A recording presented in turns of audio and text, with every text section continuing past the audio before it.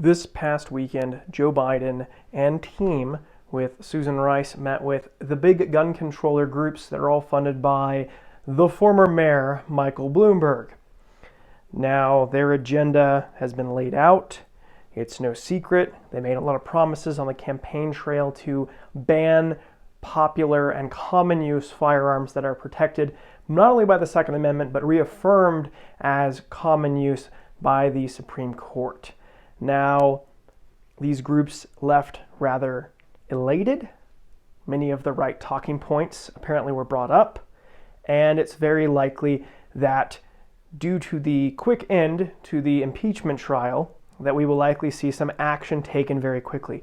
We're still within that 100-day window. I personally was hoping that the impeachment would last 3, 4, 5, maybe 6 months ideally, and that we wouldn't find ourselves in a situation where they would still have the political will so close to a primary season to begin passing more civil rights restrictions. And that's what these are, make no mistake. These are restrictions on our constitutionally protected civil rights. These are natural rights, and we are going to see possibly major restrictions on those. Now, we've seen several people, Republican included, that I have blasted on this channel, including little Marco Rubio, and we will see coalitions form. We will see more bills filed by people like Marco Rubio, by people like Manchin, and people like Dianne Feinstein.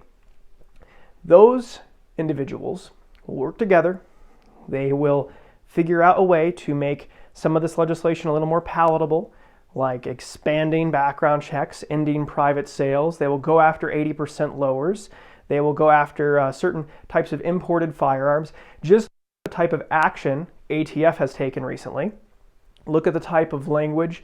Look at the type of things that have been the focus of several entities as of late. Look at the ATF going after the 80% Glock pistols, the 80% kits, the not firearm kits.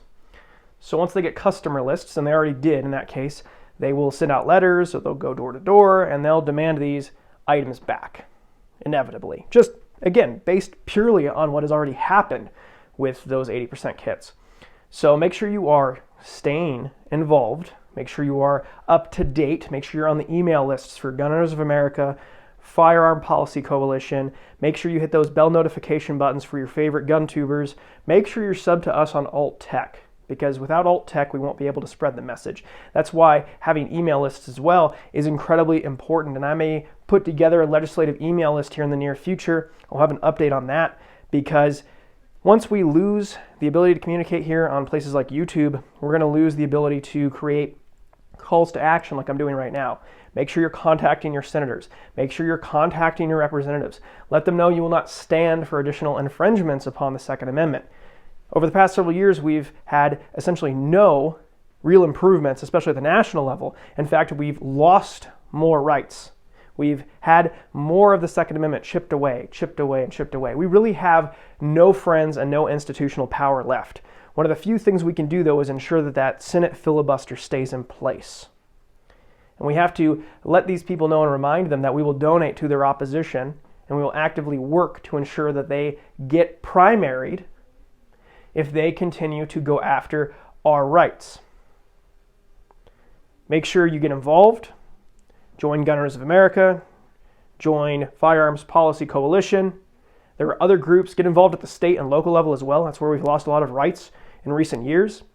We've seen purchasing ages increased. We've seen restrictions against common use firearms at the state level. And right now we're seeing at the national level, the discussion is getting rid of common use semi-automatic rifles, getting rid of 30-round magazines.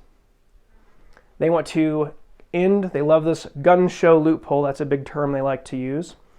Those are just a couple of the big points that they hit on this weekend. So things like AR-127, while everyone wants to focus on that, very unlikely to pass in its current form. Almost not going to happen. Can pretty much guarantee that a couple of what you could call blue dog Democrats will not support a bill that crazy. But they may go after our ability to buy parts online, maybe buy ammunition online. Remember, they're still within that 100 days. They can use that political will to weasel some of these pieces of legislation and tack it on perhaps to an additional round of stimulus checks And then you'd be a monster if you voted against it in the eyes of Congress. And at this point, so many people are so desperate for money, they'll probably just go along with it.